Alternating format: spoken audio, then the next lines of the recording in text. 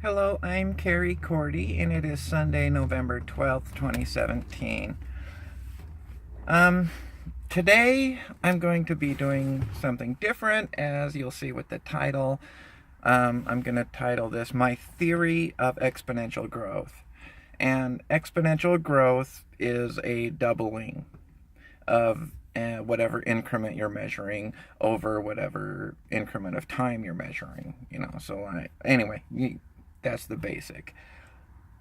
And truly exponential growth cannot be comprehended because there becomes a point where the growth is so excessive that it becomes immeasurable. So we have to represent these things with numbers, and the numbers become so out of control high that we would quickly lose a number system for it. And even though our number system is quite high and we have all sorts of words for this, it would still reach above it because we only have a certain level of understanding. So we have to grasp in different analogies and use different metaphors for this growth, such as an illustration with the odds on winning the lottery. One expression of that is you see the numbers of it, and the numbers are too high for the average layman to truly grasp how high and low your chances are. And so you get a person that has a better understanding of this giving a metaphor saying it is equal to being struck by lightning while being eaten by a shark. That's a great illustration, but as far as the numbers go, they don't exactly match up because the odds of winning a lottery are a variable. It varies depending upon how many people play versus how much money is involved. So there is limitations to expression on this point, which is why you got a universal field theory that went into a string theory, which is morphed into an M theory, and what it is beyond this I have not kept up with. So I have made a simple graph, and I just wrote this out, and this is, you see, growth, and we have time. And the measurement over time, the line is a general representation of exponential growth. It gets to a point to where on the graph you can only represent the growth by a straight line because the increments have gone well beyond what you can define with the illustration.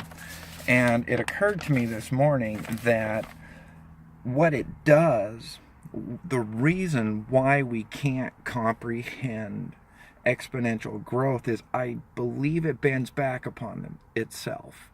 I'd really like a mathematician and a physicist to truly look at this because I think it has high validity. I think this is really big, and it's something that I can't further grasp, and I'd like to know somebody in these fields to see if this is possible. So, to give the illustration, growth in time, it becomes so excessive that it bends back on itself, thus bending back upon its time.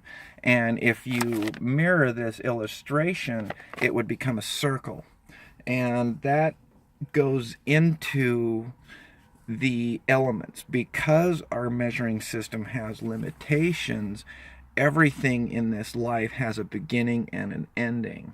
So even with something as a rock, that changes.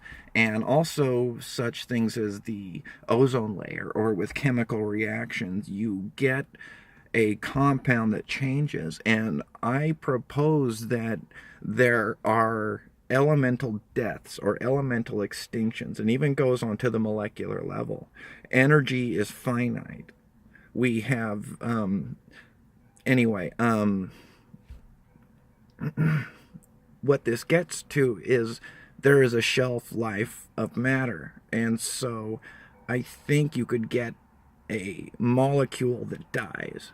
The energy does not cease to exist. There is a change, and eventually, upon the level of exponential growth, this change reaches a part where we can no longer understand it or explain it or even see it. So this is something that goes into, I don't know, has this been thought of? I would like to have somebody see this and contact me that has a better grasp than I do, or a completely different perspective than I do upon such a thing. Please share this if you find it interesting, or if you know somebody that has a better grasp on what I'm talking about. Thank you.